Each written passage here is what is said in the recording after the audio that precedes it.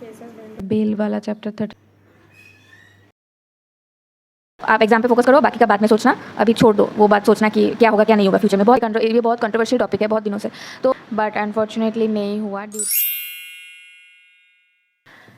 Hello everyone, welcome or welcome back to my channel. I am Nikki and I am preparing for judiciary from my home.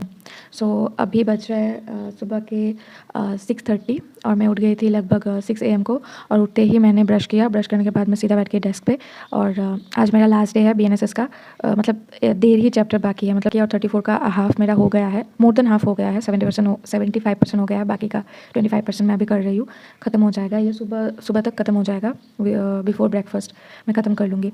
उसके बाद मैं सिर्फ MCQ करूँगी GK and reasoning का, और साथ ही साथ मैं करूँगी बाकी सब्जेक्ट लॉ पेपर का भी MCQs, बिकॉज अभी पता नहीं कब एग्ज़ाम हो जाए। अभी तो क्वालिफाइड स्टूडेंट जो है, those who are allowed to appear the exam, उनका भी लिस्ट आ गया है हम लोगों के स्टेट का।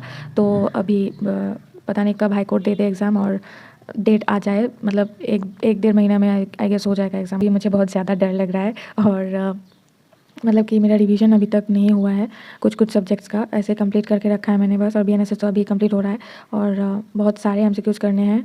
ऑल्दो मैंने किया है थोड़ा बहुत MCQs और टेस्ट भी तो दिया था कोचिंग का, तो वो सब भी है। और आंसर राइटिंग का भी इशू है, और मैंने ऐसे का भी कुछ टॉपिक निकाल के रखा है, बट लिखने का मुझे टाइम ही नहीं मिल रहा है इतना, मतलब जल्दी टाइम जा रहा है।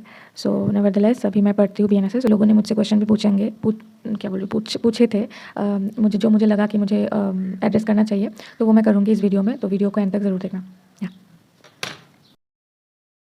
तो मैंने स्टार्ट किया चैप्टर 35 ऑफ BNSS, जो कि है बेल। और यही वाला चैप्टर मेरा मोस्टली मैंने यहाँ से कुछ नहीं किया था, तो यही वाला चैप्टर मेरा पूरा का पूरा बाकी था, तो यही मैंने कंप्लीट किया पहले। और एक और चैप्टर है आई गेस 26 या फिर 27 वाला ऐसा कुछ चैप्टर था, तो वो मैंने मतलब इतना ज़्यादा इंपॉर्टेंट नहीं है, तो इसलिए मैंने वो रीड ही नहीं किया, बट वहाँ पे क्लियर रीड करना एक बार ज़रूरी है, तो वो मैं कर लूँगी बाद में। और आप लोगों में से किसी ने पूछा था कि आप CPC का कौन सा बुक फॉलो कर रहे हो, तो मैं CPC के लिए बैरक तो फॉलो कर रही हूँ मैं, मतलब ज़्यादा बैरक ही पढ़ती हूँ। हाँ, जब बहुत ज़्यादा ज़रूरत पड़ती है, कुछ समझ में नहीं आता है, तब मैं देख लेती हूँ एक बारी के लिए। CK तकवानी का एक बुक है, वो मैंने LLB के टाइम से फॉलो किया है। और आंसर राइटिंग के लिए मैं फॉलो कर रही हूँ प्रोफेसर मुल्ला का एक लेक्चर सीरीज़ है, वो मैं ज़्यादा प्रीफर करती हूँ बैरक, और आप भी बैरक ही ज़्यादा प्रीफर करो। तो अभी बचे 9:25 और मैं कर रही हूँ बेल, तो मतलब बेल पढ़ रही हूँ चैप्टर 35। ये this will be my last chapter. सब चैप्टर मैंने कंप्लीट किया है, पर मैं ऐसा मुझे लग रहा है कि मैं भूल रही हूँ सब तो अभी ये कंप्लीट करूँगी। और बीच में मैंने थोड़ा ब्रेक लिया था बिकॉज थोड़ा नींद सा लग रहा था, तो इसलिए मैंने एक्सरसाइज कर लिया थोड़ा सा। और अभी मैं बाकी क्या करूँगी।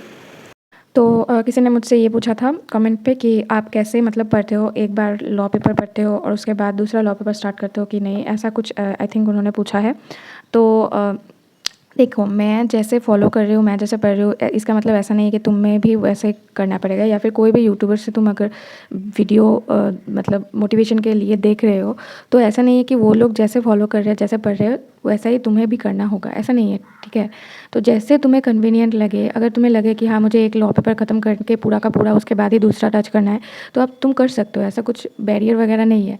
तो मेरा क्या है, मैंने पहले से किया हुआ है, ठीक है। एक दो बार मेरा रिवीजन हो गया है, छोटा मोटा जो लॉ पेपर है, जैसे कि कॉन्ट्रैक्ट EPI ऐसा वाला, तो ये सब मेरा एक बार हो चुका है, ठीक है। तो वही मैं अभी रिवाइज़ करूँगी, और रिवाइज़ मेरा नहीं हुआ है, BNSS नहीं हुआ था, इसलिए मैंने BNSS को एक बारी में कंप्लीट करने की कोशिश की है, ठीक है। तो ऐसा है, और तुम्हें जैसा कन्वीनियंट लगता है तुम वैसा करो, ना कि किसी को फॉलो करो, ठीक है।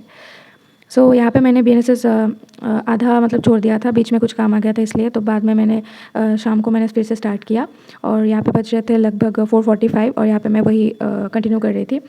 एंड अगर आप मेरे वीडियो देख रहे हो बहुत दिनों से, और मेरे वीडियो को बहुत दिनों से फॉलो कर रहे हो, और आपने अभी तक सब्सक्राइब नहीं किया है, तो please do subscribe to my channel, it's a request. और मुझे मोटिवेट करते रहो, आप भी इंस्पायर होते रहो, मुझे भी इंस्पायर करते रहो। It's a give and take policy, दुनिया चल रही है इस पॉलिसी पे, है ना।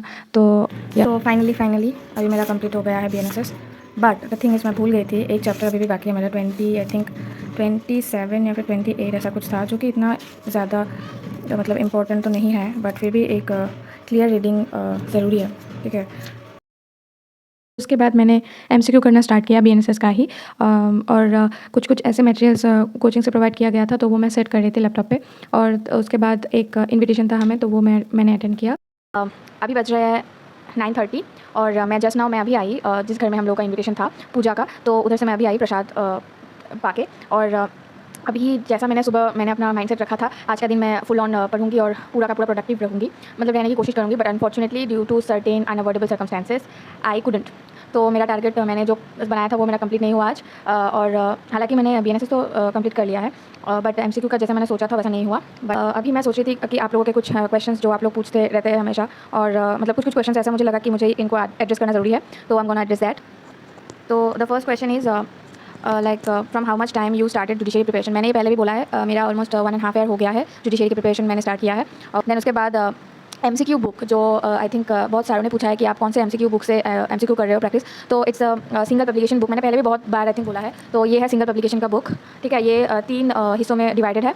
नेक्स्ट क्वेश्चन इज़ आपका क्या कॉल है 3 ईयर प्रैक्टिस रूल को लेके। सी मैंने पहले भी बोला था कि ये मतलब अगर हो भी जाता है तो रेट्रोस्पेक्टिव नहीं होगा, प्रोस्पेक्टिव होगा। तो ये हमारा मतलब ऐसा हुआ था ना, एक समय ऐसा लगा था असम में कि ये रेट्रोस्पेक्टिव होने वाला है, और इतना सब हम लोग डिमोटिवेटेड हो गए थे ना, बहुत टेंशन का माहौल चल रहा था। But fortunately by the grace of God कि ये रेट्रोस्पेक्टिव नहीं है, प्रोस्पेक्टिव है। First point. सेकंड पॉइंट, मेरा क्या व्यू है इसमें, अभी बहुत सारा ऐसा पर्सपेक्टिव है, लोगों से सुना है, खुद का भी है, और मतलब कुछ ऐसे वैलिड है, कुछ लगता है कि नहीं ऐसा नहीं होने से भी चल जाता। मतलब एक्सपीरियंस मैटर करता है, ऐसा नहीं कि एकदम मैटर नहीं करता, ठीक है मैटर करता है, क्योंकि आपको प्रैक्टिकल नॉलेज नहीं मिलता है।